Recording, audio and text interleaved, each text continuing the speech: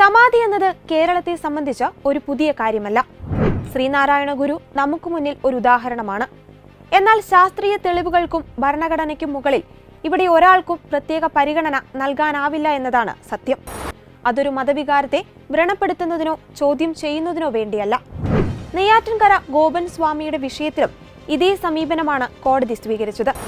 ഒരു പ്രഭാതത്തിൽ ഇന്നലെ വരെ കണ്ടുകൊണ്ടിരുന്ന ഒരാൾ പെട്ടെന്ന് സമാധിയാണെന്നറിഞ്ഞാൽ പരിഷ്കൃത സമൂഹത്തിന് അത് വിശ്വസിക്കുവാൻ ബുദ്ധിമുട്ടാണ്. അതിനാലാണ് ആളെ കാണാനില്ല എന്ന പേരിൽ അയൽവാസി പരാതി കൊടുത്തത്. പോലീസിന്റെയും അധികാരികളുടെയും നടപടികളെല്ലാം വളരെ മാന്യമായിരുന്നു. നടപടിക്രമങ്ങൾ നമ്മൾ ഇപ്പം ബോഡി നമ്മൾ മെഡിക്കൽ കോളേജിലേക്ക് കൊണ്ടുപോയിട്ടുണ്ട്. കൂടുതൽ വിദഗ്ധ പരിശോധനയ്ക്ക് ശേഷം ബാക്കി കാര്യങ്ങൾ പോലീസ് അറിയിക്കുന്നതായിരിക്കും. അപ്പൊ അതിന്റെ അന്വേഷണവും ബാക്കി കാര്യങ്ങളും പോലീസ് അതുമായിട്ട് മുന്നോട്ട് പോയിട്ട് ബാക്കി കാര്യങ്ങൾ അറിയിക്കുന്നതായിരിക്കും. അപ്പൊ നമ്മൾ അതിന്റെ ഒരു പ്രോസസ്സ് പൂർത്തിയാക്കിയതിന് ശേഷം നമ്മൾ ബോഡി കുടുംബക്കാർക്ക് വിട്ടുകൊടുക്കുന്നതായിരിക്കും. മക്കൾ പറഞ്ഞതനുസരിച്ച് സമാധിയായ രീതിയിൽ തന്നെയായിരുന്നു മൃതദേഹം? ഇല്ലല്ല, അതൊക്കെ നമ്മുടെ അന്വേഷണത്തിന്റെ ഭാഗമാണ്. അതൊക്കെ പോലീസ് വഴി അറിയിക്കും. പോസ്റ്റ്മോർട്ടം നടപടികൾ ഉടൻ തുടങ്ങും. പോസ്റ്റ്മോർട്ടം നടപടികൾ നമ്മൾ ചെയ്യും. അതിനുശേഷം നമ്മൾ ബോഡി വീട്ടുകാർക്ക് വിട്ടുകൊടുക്കും. മൃതദേഹം തീർത്തും ജീർണിച്ച അവസ്ഥയിലായിരുന്നു? ഇല്ല, അതൊക്കെ നമ്മൾ അന്വേഷണത്തിന്റെ ഭാഗമാണ്. അതൊക്കെ പോലീസ് അവരുടെ റിപ്പോർട്ടിന്റെ ഭാഗമാണ്. അതൊക്കെ അവർ അന്വേഷണത്തിന് ശേഷം അറിയിക്കുന്നത്. വീട്ടുകാരുടെ കൂടി സഹകരണത്തോടെ ആയിരുന്നു സ്ലാബ് പൊളിക്കൽ നടപടി? വീട്ടുകാരോട് നമ്മൾ സംസാരിച്ചിരുന്നു. നമ്മൾ അതിന് മുന്നേ സംസാരിച്ചിരുന്നു, അതിനുശേഷം സംസാരിച്ചിരുന്നു. ഞാനും ഡിവൈഎസ്പി ഉണ്ടായിരുന്നു. നമ്മൾ അവരെ കാര്യങ്ങളൊക്കെ പറഞ്ഞ് മനസ്സിലാക്കിയിട്ടുണ്ട്. അപ്പൊ ഇതിനുശേഷം അവരവിടെ വരുവാണെങ്കിൽ നമ്മൾ ബോഡി വിട്ടുകൊടുക്കുമ്പോൾ എങ്ങനെ എല്ലാ കാര്യങ്ങളും പറഞ്ഞ് മനസ്സിലാക്കിയിട്ടുണ്ട്. അപ്പൊ നമ്മൾ ഇന്ന് രാവിലെയും 2 പ്രാവശ്യം അവരോട് സംസാരിച്ചിരുന്നു. അവരൊക്കെ ആയിരുന്നു? നമ്മളോട് സംസാരിച്ചിരുന്നു. അപ്പം അവരെ പരമാവധി പറഞ്ഞ് നമ്മൾ നമ്മുടെ ഭാഗത്തുനിന്നുള്ള കാര്യങ്ങളൊക്കെ പറഞ്ഞ് മനസ്സിലാക്കാൻ ശ്രമിച്ചതിന് ശേഷമാണ് ബാക്കി കാര്യങ്ങളിലേക്ക് കടന്നിരിക്കുന്നത്. ഇല്ല, ബുദ്ധിമുട്ടൊന്നുമില്ല. എല്ലാം നിയമപരമായിട്ടായിരുന്നു. പോലീസ് ഇന്ന് എല്ലാവിധ സജ്ജീകരണങ്ങളും ഇവിടെ ചെയ്തിട്ടുണ്ടായിരുന്നു. അപ്പം നമ്മുടെ ജില്ലാ ഭരണകൂടത്തിന്റെ ഭാഗത്തു നിന്നാണെങ്കിലും എല്ലാം ഇന്ന് നിയമപ്രകാരം തന്നെയാണ് ചെയ്തത്. മറ്റു ബുദ്ധിമുട്ടുള്ള കാര്യങ്ങളൊന്നും ഉണ്ടായിട്ടില്ല. അടുത്ത കേസ് പരിഗണിക്കുന്നതിന് മുമ്പ് നമുക്കൊരു പ്രാഥമികമായിട്ടുള്ള ഒപ്പീനിയൻ കൊടുക്കാൻ വേണ്ടി സാധിക്കുമെന്നാണ് അല്ലെ നിഗമനം? അത് പോലീസ് അറിയിക്കും. അത് അന്വേഷണമായിട്ട് പോലീസ് മുന്നോട്ട് പോയിട്ട് ബാക്കി കാര്യങ്ങൾ പോലീസ് അറിയിക്കുന്നതായിരിക്കും. നെയ്യാറ്റിൻകര വിഷയം ഒന്ന് മാറ്റിവെച്ചാൽ ഒരു തിരഞ്ഞെടുപ്പിനും അവസരം നൽകാത്ത അറിവാണ് ധ്യാനമെന്നാണ് ജിദ്ദു കൃഷ്ണമൂർത്തിയുടെ വാക്കുകൾ. ഹിന്ദുമതം, ബുദ്ധമതം, ജൈനമതം, സിഖ് തുടങ്ങിയ മതങ്ങൾ പ്രകാരം ധ്യാനബോധത്തിന്റെ ഒരു അവസ്ഥയാണ് സമാധി. വിവിധ ധ്യാന രീതികളിലൂടെയാണ് സമാധി പ്രാപിക്കുന്നത്. സമാധി പ്രാപിച്ച ഋഷിതുല്യരായ യോഗികളെ ബഹുമാനിക്കുന്ന ചരിത്രം ഭാരതത്തിലുണ്ട്. സമാധിയായ ശ്രീരാമകൃഷ്ണ പരമഹംസർ അസുഖം ബാധിച്ചാണ് മരിച്ചത്. വേദന കൊണ്ട് വീർപ്പ് മുട്ടിയപ്പോഴും ആത്മീയതയിൽ നിന്നും പിന്മാറുവാൻ അവർ തയ്യാറായില്ല. ആഡംബരവും പണവും കുടുംബവുമെല്ലാം ഉപേക്ഷിച്ച് സന്യാസിയായി മാറിയ ബുദ്ധനും സമാധിയാവുകയായിരുന്നു. താൻ 3 മാസത്തിനുള്ളിൽ സമാധിയാകുമെന്ന് ബുദ്ധൻ പറഞ്ഞിരുന്നു. ശാസ്ത്രത്തിന്റെ ആധുനിക കാലത്ത് ഏറ്റവും ശക്തനായ വക്താവും ഏഷ്യയിലെ അറിയപ്പെടുന്ന ആത്മീയ നേതാവുമായ വിവേകാനന്ദനും സമാധിയാവുകയായിരുന്നു. താൻ 40 വയസ്സ് തികക്കില്ലെന്ന് വിവേകാനന്ദൻ ഒരിക്കൽ പറഞ്ഞിരുന്നു. 39 വയസ്സായപ്പോഴാണ് വിവേകാനന്ദൻ സമാധിയായത്. വെങ്കിട്ടരമണൻ എന്ന രമണ മഹർഷി, അരവിന്ദോ തുടങ്ങിയവരെല്ലാം സമാധിയായവരാണ്. എന്നാൽ ഇവിടെയെല്ലാം ഉത്തരവാദിത്തപ്പെട്ട ഡോക്ടറുടെ മരണസാക്ഷ്യപത്രം ഉണ്ടായിരുന്നു. നെയ്യാറ്റിൻകര വിഷയത്തിൽ ഇല്ലാതെ പോയതും അതാണ്.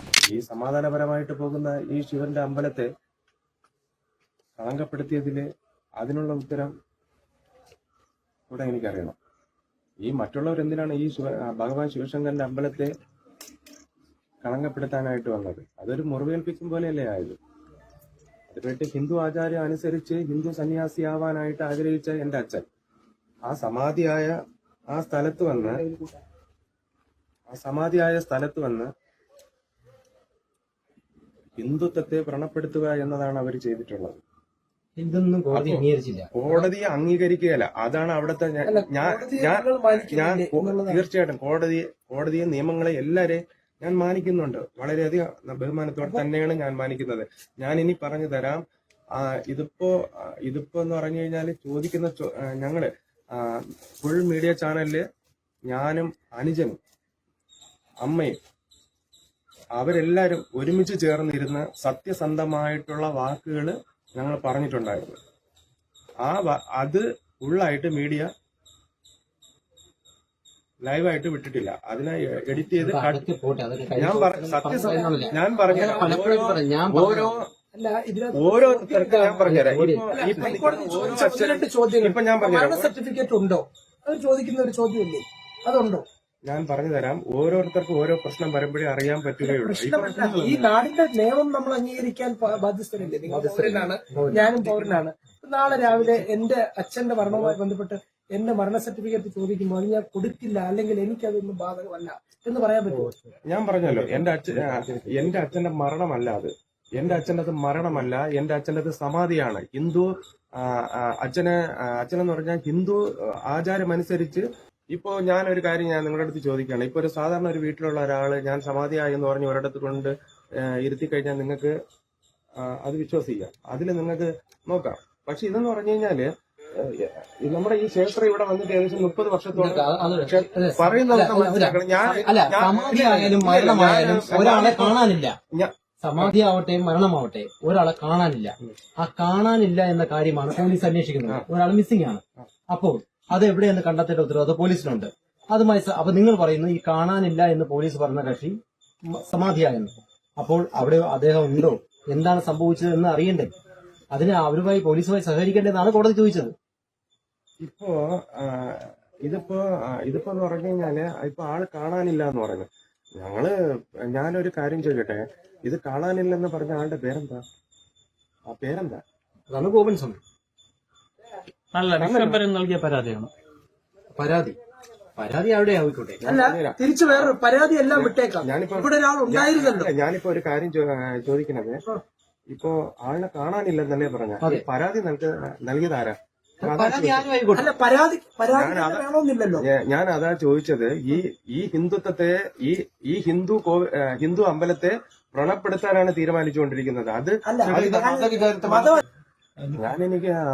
എനിക്കത് ഫുള്ളായിട്ട് അംഗീകരിക്കാനായിട്ട് എനിക്ക് സാധ്യമല്ല. അവ അന്വേഷണമായി തുടർന്ന് സഹകരിക്കില്ല. സമാധി അവരന്വേഷിക്കട്ടെ.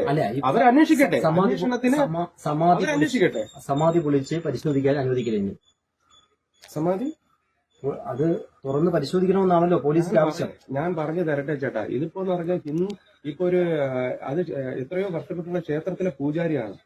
ആ പൂജാരിക്ക് ഇത് എവിടെയെന്നുള്ളതാണ് ചോദ്യം.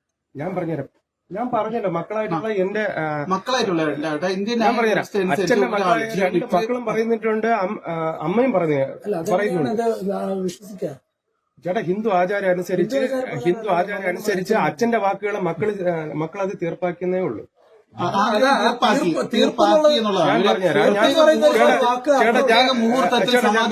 അച്ഛന്റെ ആഗ്രഹം മക്കൾ നിറവേറ്റി പൂർത്തീകരിച്ചു എന്നാണ് ഇന്നലെ പറഞ്ഞത്. അതിലാണ് അവിടെയാണ് ചോദിച്ചില്ല. ചേട്ടാ, ഞാൻ പറഞ്ഞുതരാം. ഇതിപ്പോ എന്ന് പറഞ്ഞാൽ അച്ഛൻ ഞങ്ങളുടെ അടുത്ത് പറഞ്ഞിട്ടുണ്ടായിരുന്നു, മുന്നേറെ പറഞ്ഞിട്ടുണ്ടായിരുന്നു. അതായത് ഞാൻ സമാധിയാവണ ദിവസം നിങ്ങൾ തന്നെയാണ് എന്റെ കർമ്മങ്ങൾ ചെയ്യേണ്ടത്. ആ കർമ്മങ്ങൾ ചെയ്യുമ്പോൾ നിങ്ങൾ രണ്ടുപേരും മാത്രം മതി. എന്റെ കർമ്മങ്ങൾ നിങ്ങൾ തന്നെ പൂർത്തിയാക്കിയതിനു ശേഷം നിങ്ങൾ ആരെയും അറിയിക്കുകയോ ഈ സമയത്ത് ചേട്ടൻ വീട്ടിലുണ്ടായിരുന്നു? ഇല്ല, ഞാനിവിടെ ഇല്ല. ചേട്ടാ, ഒരു കാര്യം ചോദിച്ചോട്ടെ. എനിവേ കോടതിയുടെ ഡിസിഷൻ ലാ ആൻഡ് ഓർഡറിൽ വരുന്നതാണ്. അപ്പൊ അവർക്ക് ആ ഒരു തീരുമാനവുമായിട്ട് പോലീസിന് മുന്നോട്ട് പോവേണ്ടി വരും. അപ്പൊ അതിനോട് എന്ത് പറയുന്നു പ്രതികരണം? എന്റെ പ്രതികരണം എന്ന് പറഞ്ഞു കഴിഞ്ഞാല് ഈ ഇല്ലാത്ത കഥകൾ കെട്ടിച്ചമച്ച് ഉണ്ടാക്കിയ ആളിന്റെ പേരിന് കേസ് നടപടിയെടുക്കണം. ഒന്ന്. രണ്ടാമത്തെ കാര്യം, അതായത് നാട്ടുകാർ വിളിച്ച് സ്റ്റേഷനിൽ കുറെ പേര് കംപ്ലൈന്റ് ചെയ്തെന്ന് പറഞ്ഞു. ആ കംപ്ലൈന്റ് ചെയ്തിട്ടുള്ള അവരുടെ മൊബൈൽ നമ്പർ, ആ ഡേറ്റിന്റെ ടൈം, ഇത് എടുക്കണം. അപ്പൊ ഇത് ആരാണ് കംപ്ലൈന്റ് ചെയ്തെന്ന് അറിയാൻ പറ്റും. ഇത് പോലീസും പറയുന്നുണ്ട് നാട്ടുകാരാണ് സ്റ്റേഷനിൽ വിളിച്ച് കംപ്ലൈന്റ് കൊടുത്തെന്ന് പറഞ്ഞു. അപ്പൊ വിളിച്ച ആളിന്റെ ഫോൺ നമ്പർ ഇതാരാണ് എന്ന് പുള്ളി സെർച്ച് ചെയ്യട്ടെ. അല്ല, അതിന്റെ ആവശ്യകത എന്താണ്? അതിന്റെ ആവശ്യകത എന്താണെന്ന് പറഞ്ഞാൽ ഇപ്പൊ ഹിന്ദു ആചാര്യം അനുസരിച്ച് എന്റെ അച്ഛന്റെ ആഗ്രഹപ്രകാരം എന്റെ അച്ഛന്റെ സമാധി കർമ്മങ്ങൾ ഞാൻ പൂർത്തിയാക്കി. അപ്പോ ഇത് ആർക്കാണ് ഇത്ര ഈ ക്ഷേത്രത്തോട് എന്താ പറയാ ഈ ക്ഷേത്രത്തെ വ്രണപ്പെടുത്താനായിട്ട് ഇത് ആർക്കാണ് ആഗ്രഹം? ഈ മരണം അറിയാത്ത നിങ്ങളുടെ അയൽവാസിയല്ലേ ഇത് കൊടുത്തത്? ഈ സംഭവം അറിയാത്ത നിങ്ങളുടെ തൊട്ട് മേലുള്ള അയൽവാസി വിശ്വംഭരനാണല്ലോ ഈ പരാതി കൊടുത്തത്. അതെ. വിശ്വംഭരെ ഇത് ഞാൻ പറഞ്ഞുതരാം. ഇതിപ്പോ എന്ന് പറഞ്ഞു കഴിഞ്ഞാല് വിശ്വംഭരെ ഇപ്പൊ ഞങ്ങളുടെ ശത്രു ആയത് എങ്ങനെയാണെന്ന് ഞാൻ പറയാം. ക്ഷേത്രത്തിന്റെ സൈഡിൽ കൂടെ വഴി ചോദിച്ചു. അതൊക്കെ പല പ്രാവശ്യം പറഞ്ഞിട്ടുള്ള കാര്യമാണ്. എങ്ങനെ തെളിയിക്കാം? കോടതിയിലേക്ക് ഈ കാര്യങ്ങൾ വന്നു. അച്ഛൻ സമാധിയായതിന്റെ പടമോ ഫോട്ടോയോ അങ്ങനെ എന്തെങ്കിലും എടുത്തു വെച്ചിട്ടുണ്ടോ? എന്തെങ്കിലും വീഡിയോയോ? കാരണം നിങ്ങളുടെ ഭാഗം ന്യായീകരിക്കേണ്ടത് നിങ്ങളുടെ മാത്രം ചുമതലയാണ്. നിങ്ങളെയാണ് ഇപ്പൊ സംശയത്തിന്റെ തലയിൽ നിർത്തിയിരിക്കുന്നത്. അങ്ങനെ എന്തെങ്കിലും ഇപ്പൊ ആള് തന്നെ ഇല്ല എന്ന് പറയുമ്പോൾ ആളുകൾ അതാണ് പറയുന്നത്. ഇവിടെ ഇന്നലെ വരെ ജീവിച്ചിരുന്ന ഒരാൾ ഇപ്പോൾ ഇല്ല എന്ന് പറയുമ്പോൾ അതിന് തെളിയിക്കാൻ കഴിയുന്ന തരത്തിൽ എന്തെങ്കിലും ഫോട്ടോയോ ദൃശ്യമോ എന്തെങ്കിലും എടുത്തു വെച്ചിട്ടുണ്ടോ? ആധുനിക കാലമാണോ നിങ്ങളുടെ അതിന് അങ്ങനെ ഫോട്ടോസ് ഒന്നും എടുത്ത് വെച്ചിട്ടില്ല. അപ്പൊ ഇങ്ങനെ അതിനെ പെട്ടെന്ന് ഞങ്ങൾ പെട്ടെന്ന് അങ്ങനെ ഓർത്തിട്ടുമില്ല. അങ്ങനെ എടുത്ത് വെച്ചിട്ടില്ല. കാര്യം ഒരച്ഛനെ നമ്മളെ വിട്ട് ഇങ്ങനെ ഭഗവാനിലെ ലയിക്കുന്ന സമയത്ത് പെട്ടെന്ന് നമ്മൾ ആ പൂജാ കർമ്മങ്ങൾ ചെയ്യുന്ന സമയത്ത് പെട്ടെന്ന് അങ്ങനെ മണിക്കൂർ നീണ്ട ഒരു പൂജാകർമ്മമായിരുന്നു. അത് അന്ന് ആലോചിക്കണം. ഇത്രയും സുഗന്ധദ്രവ്യങ്ങളും പൂജാ സാധനങ്ങളും വാങ്ങാനായിട്ട് ഞാൻ മാത്രമേ ഉണ്ടായിരുന്നുള്ളൂ. അല്ല, ഇത്രയും മണിക്കൂർ നീണ്ടു നിൽക്കുന്ന പൂജാ കർമ്മങ്ങൾക്കിടയിലും ഒരാളെ പോലും അറിയിക്കാതിരുന്ന എന്തായിരുന്നു? ഞാൻ ആദ്യത്തെ പറഞ്ഞിട്ടുണ്ടായിരുന്നു, അച്ഛന്റെ സമാധി ആകുന്ന സമയം 2 മക്കൾ തന്നെയാണ് അച്ഛന്റെ കർമ്മങ്ങൾ ചെയ്യേണ്ടതെന്ന് അച്ഛൻ നമ്മുടെ അടുത്ത് പറഞ്ഞിട്ടുണ്ടായിരുന്നു. അത് പ്രകാരം അച്ഛന്റെ ആഗ്രഹ പ്രകാരം തന്നെ ഞങ്ങൾ കർമ്മം ചെയ്തിട്ടുണ്ട്. മറ്റാരും അറിയിക്കരുതെന്ന് പറഞ്ഞു. സമാധി ചടങ്ങുകൾ കഴിഞ്ഞിട്ട് അറിയിച്ചോളാൻ പറഞ്ഞിട്ടുണ്ട്. സമാധി അറിയിക്കരുത്. താങ്കൾ പറഞ്ഞു ഹിന്ദു ഐക്യവേദി കൂടിയുണ്ട്. ഹിന്ദു ഐക്യവേദി പറഞ്ഞിരിക്കുന്നത് ഇപ്പൊ നിയമത്തിന്റെ വഴിക്ക് പോകട്ടെ എന്നാണ്. അതാണ്. അപ്പൊ അവര് നിയമത്തിന്റെ വഴിക്ക് പോട്ടെ എന്ന് പറഞ്ഞ കാരണം ഞാൻ പറഞ്ഞത്, ഹിന്ദു ഐക്യവേദി എന്ന് പറയുമ്പോൾ ഞങ്ങളോട് അവർ ഒരുപാട് പേര് വന്ന് ചോദിക്കുന്നുണ്ട്. ഒരുപാട് പേര് ഞങ്ങളടുത്ത് ശരിയും തെറ്റും അവര് നമ്മളടുത്ത് തന്നെ ചോദിക്കുന്നുണ്ട്. അത് അവർ മനസ്സിലാക്കും. ഹിന്ദു ഐക്യവേദി ഹിന്ദു സംഘടനകളും ഞങ്ങളോടൊപ്പം ഉണ്ട്. നിയമത്തിന്റെ വഴിക്ക് പോട്ടെ, അതായത് കോടതി എന്താണോ പറഞ്ഞത് അതിനനുസരിച്ച് പോട്ടെ എന്നാണ് പറഞ്ഞത്. ഇല്ല, അങ്ങനെ ഒരിക്കലും അവര് പറയുന്നത് ഹിന്ദു ഐക്യവേദിയുടെ ആള് തന്നെയാണ് ഇതിന്റെ നിലപാട് അവര് വ്യക്തമാക്കിയതാണ് ഇപ്പൊ ഔദ്യോഗികമായി. ഇല്ല, അങ്ങനെയായിട്ട് വരാനുണ്ട്. നിങ്ങൾ മാറ്റി പറയുന്നത് പേരൊന്നുമില്ലേ ഹിന്ദു ഐക്യവേദിയിൽ ആരാണ്? ഇനി കോടതി നിർദ്ദേശപ്രകാരം പോലീസ് വന്നാലും സമാധിയിൽ തൊടാൻ അനുവദിക്കുന്നതാണ് നിങ്ങൾ പറയുന്നത്. ഞാൻ പറഞ്ഞില്ലേ ഇതിപ്പോ എന്ന് പറയുമ്പോ ഇതൊന്ന് ഞാൻ പറഞ്ഞുതരാം. ഇതിപ്പോ എന്ന് പറഞ്ഞു കഴിഞ്ഞാല് എന്റെ അച്ഛൻ ഈ സമാധാനപരമായിട്ട് പോയിക്കൊണ്ടിരുന്ന ശിവന്റെ അമ്പലം, അവിടെയാണ് അച്ഛൻ സമാധി ആയിട്ടുള്ളത്. ഇത്രയും പ്രശ്നങ്ങൾക്ക്, അതായത് ഈ സമാധിയായ സ്ഥലത്ത് ഇത്രയും പ്രശ്നങ്ങൾ വരാനായിട്ടുള്ള കാരണം ഒരു മീഡിയ ചാനലും ചോദിക്കുന്നില്ല, ഒരു നിയമം ചോദിക്കുന്നില്ല. എന്താണ് ഈ സമാധാനപരമായിട്ട് ഈ പോയിട്ടുള്ള ഈ ശിവന്റെ അമ്പലത്തില് ഇത്രയും പ്രശ്നങ്ങൾ വരാനായിട്ട് കാരണം ഇതുവരെ ചോദിച്ചിട്ടില്ല. ചേട്ടാ അമ്പലത്തിന്റെ പിന്നെ ഈ അമ്പലത്തിൽ പൂജ ചെയ്യുന്ന ഒരാളല്ലേ ഇതിപ്പോ എന്റെ അച്ഛൻ. എന്റെ അച്ഛന്റെ സ്ഥലത്തല്ലേ എന്റെ അച്ഛന്റെ സമാധി ഇരിക്കുന്നത്. അപ്പോ ഈ കോവിലില് വന്ന് അതിക്രമിച്ച് കയറി വന്നത് അത് ഞങ്ങൾക്കറിയണം. കാര്യം ഇവിടെ വന്ന് ഞാൻ പറഞ്ഞുതരാം ചേട്ടാ. ഇല്ല, വിശ്വംഭരൻ എന്ന ആളല്ല. ഇത്രയും ഈ സമാധാനപരമായിട്ട് പോകുന്ന ഈ അമ്പലത്തിൽ വന്ന് എന്തിനാണ് ഇത്രയും പ്രശ്നം ഉണ്ടാക്കിയത് അതെനിക്കറിയണം. വേറെ ആരുമല്ല ചേട്ടാ. ഞാൻ പറഞ്ഞുതരാം.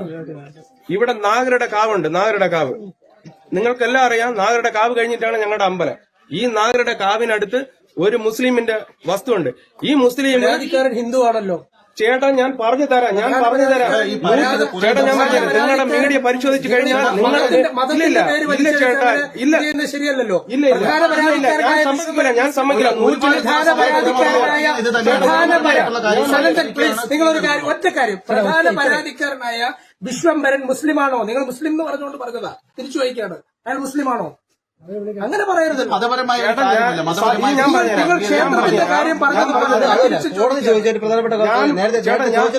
ഞാനിപ്പോ പറഞ്ഞുതരാം. നിങ്ങളുടെ അപ്പൊ ഒരു സമാധാനത്തിൽ ഞങ്ങൾക്ക് ഇത് വീടായിട്ടാണ് തോന്നുന്നത്. കാരണം വെച്ചാൽ ഇവിടെ മറ്റേ പഞ്ചായത്തിന്റെ നമ്പർ അടക്കം അടിച്ചു താങ്കളുടെ അച്ഛനാണല്ലോ. ക്ഷേത്രം ഉണ്ടെന്ന് പറഞ്ഞിട്ട് വെറുതെ വെച്ചാൽ അല്ല, അപ്പൊ ക്ഷേത്രം അത് അല്ലേ? അങ്ങനെ ഒരു ക്ഷേത്രം പറയുമ്പോ വെറുതെ വെച്ചാൽ മതിയോ? അല്ല, അതാണ് ഞാൻ ചോദിച്ചത്. ഇത് ആശ്രമമാണെന്ന്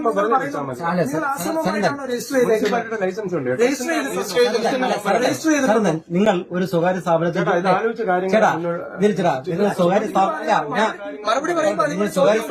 നിങ്ങൾ സ്വകാര്യ സ്ഥാപനത്തിലെ ഒരു ജീവനക്കാരൻ കൂടിയാണല്ലോ. കാര്യങ്ങളെ കുറിച്ച് ഗൗരവമായി അറിയാവുന്ന ഒരാളാണ്. നിങ്ങളുടെ അച്ഛനാണ് സമാധിയായത്. എനിക്കിപ്പോ അറിയേണ്ടത് ഞാൻ ചോദിക്കട്ടെ. അപ്പൊ കോടതി എടുത്തു ചോദിച്ച കാര്യമുണ്ട്. ഇപ്പൊ ഒരു ബാങ്ക് അക്കൗണ്ടിന്റെ കാര്യമായാലും അദ്ദേഹം ഒരു എന്തെങ്കിലും വസ്തുവിന്റെ കാര്യമായാലും ബാങ്ക് അക്കൗണ്ടിന്റെ കാര്യമായാലും അതിൽ നിങ്ങൾക്ക് ഒരു അവകാശം വേണമെങ്കിൽ അച്ഛന്റെ മരണ സർട്ടിഫിക്കറ്റ് വേണം. അത് ഇപ്പൊ സമാധിയായാലും ദൈവമായാലും എന്തായാലും ഒരു മനുഷ്യൻ എന്ന രൂപത്തിൽ ജീവിച്ചിരിക്കണമെങ്കിൽ ഒരു മരണ സർട്ടിഫിക്കറ്റ് ആവശ്യമാണ്. അപ്പൊ അദ്ദേഹം മരിച്ചോ ഉണ്ടോ എങ്ങനെ മരിച്ചെന്ന് ഉത്തരം പറയണം നിങ്ങൾ. എന്റെ അച്ഛൻ മരിച്ചതല്ല, എന്റെ അച്ഛൻ സമാധി ആയതാണ്. അപ്പൊ എന്നാലും മരണ സർട്ടിഫിക്കറ്റ് വേണ്ടേ എന്നാണ് കോടതി ചോദിക്കുന്നത്. മരണ സർട്ടിഫിക്കറ്റ് വേണ്ടേ? സമാധി സർട്ടിഫിക്കറ്റ് ഉണ്ടാവില്ല. അല്ല അതൊരു ചോദ്യമല്ലേ? ഇതിനുള്ളിലുള്ളത് അച്ഛനാണോ എന്ന് ഉറപ്പുവരുത്തണം. ഭരണ സർട്ടിഫിക്കറ്റ് വേണ്ടേ? നിങ്ങളുടെ ഈ ഭൂമിയുടെ സ്വത്ത് അടുത്ത തലമുറയ്ക്ക് കൊടുക്കുന്നതിനെ സംബന്ധിച്ച് പോലും ഭരണ സർട്ടിഫിക്കറ്റ് വേണ്ടേ? ചേട്ടാ ഇത് ഞാനിപ്പോ നിങ്ങളുടെ അടുത്ത് എല്ലായിടത്തും ഞാൻ പറയാണ്, ഈ ഇപ്പൊ സമാധാനപരമായിട്ട് പോകുന്ന ഈ അമ്പലത്തില്, ഈ സമാധിയായ എന്റെ അച്ഛന്റെ ഈ അമ്പലത്തില്